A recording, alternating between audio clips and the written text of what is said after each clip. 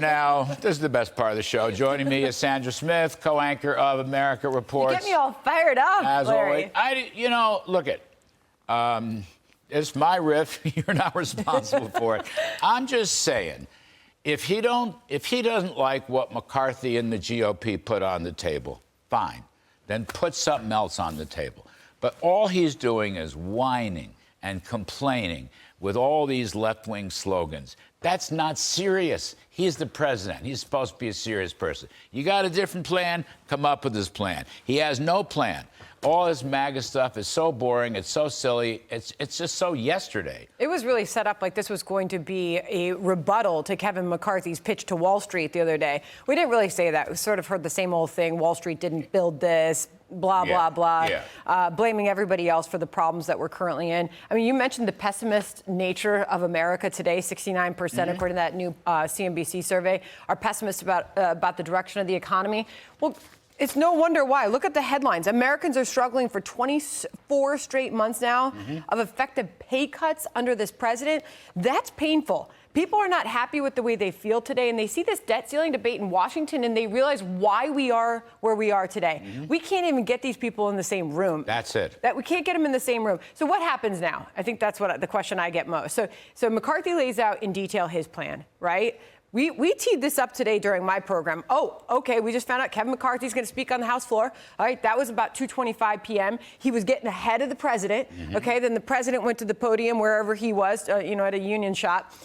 He did not lay out any specific, nothing. And it's an admission that there's nowhere where we can cut spending in this country with the problems that we have. Nowhere when we're dealing with inflation right now, where wage growth is getting gobbled up by this massive inflation that is causing people to live paycheck to paycheck. All right, so Kevin McCarthy's got the narrow majority in the House. He's running, can I just interject? He's running circles around a very tired old Joe Biden. Yeah, but where can he get anywhere with it? Circles. Schumer's always said this is dead on arrival in the Senate. That's so great about these Democrats. Everybody's dead on arrival, and it's all MAGA, and it's all these old left-wing slogans. Yeah. Just put your cards on. Come up with something. Or just something new. This was Biden's words today. This proposal, referencing McCarthy, this is the same old trickle-down economy dressed up in MAGA clothing. How boring is that? I mean, how unserious is that?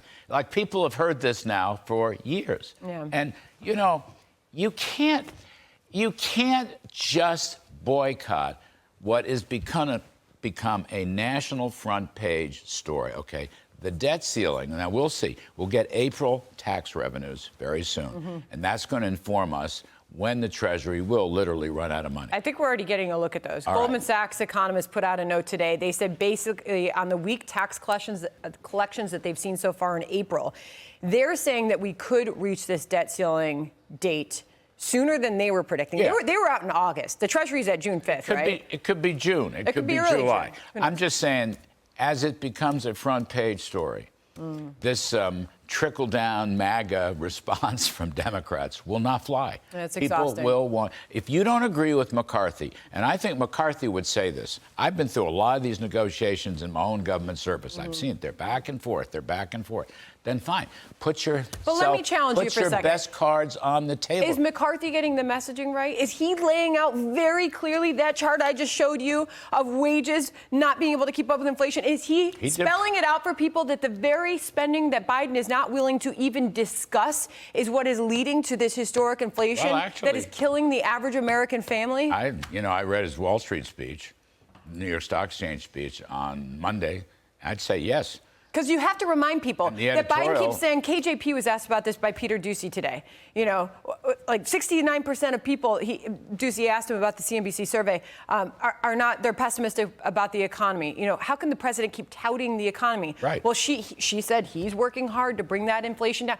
This is the inflation that his policies created, and people need to be reminded of that. I think, again, and the Wall Street Journal editorial, my humble editorial, I think McCarthy laid it out on Monday.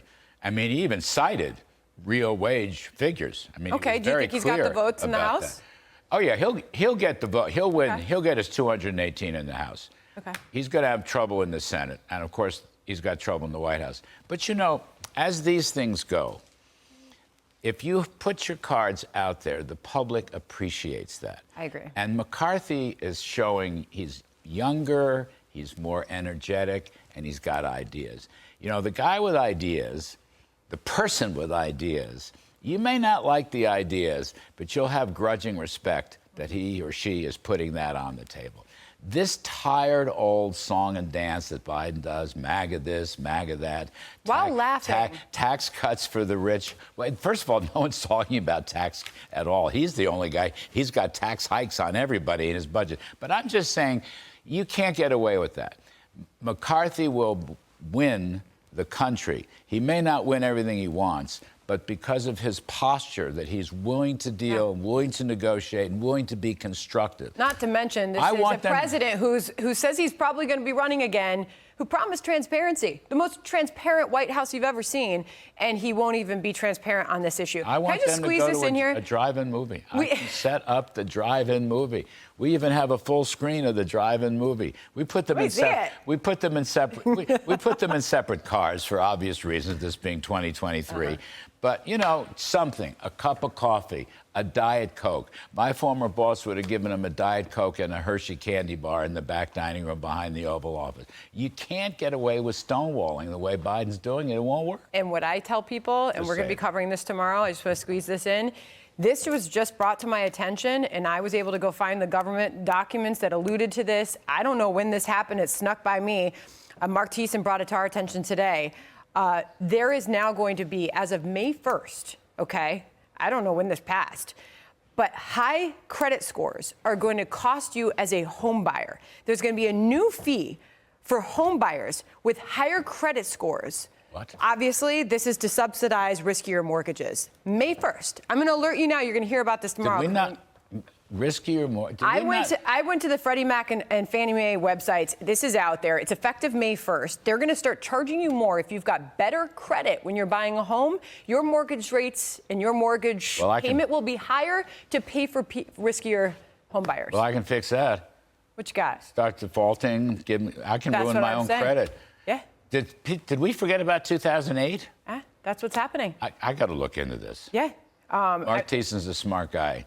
But it's only covered in two places right now because I did not see this announced at the federal level anywhere. But the Washington Times has the piece, the New York Post has the piece. So, I went directly to the sources, found it myself, but it's not getting covered. Let me get this right. If you have a good credit score, you get penalized? Yes. By Fannie Mae and Freddie Mac? You've got a good credit score. There's a new federal rule that will force you to pay higher mortgage rates and fees to subsidize people with riskier credit ratings. Wow. Who are also obviously in the market to buy homes, which is, for most Americans, the biggest investment that they will ever make. My response to that is privatize Fannie and Freddie. Ha, ha, ha. I've been pushing that for about 40 years. Sandra, thank you for coming this on. is such a pleasure. Sandra Therapeutic. Smith, the best of the best. I know, you just get it all out. Actually, Sandra's the only person in the building that even listens to me. That's what's so great about this. You can get Sandra on America Reports along with her great co-host, John Roberts, weekdays at 1 p.m. And Eastern you'll join us every tomorrow. day. I'll be on tomorrow. Yay. She's the only person that listens to me.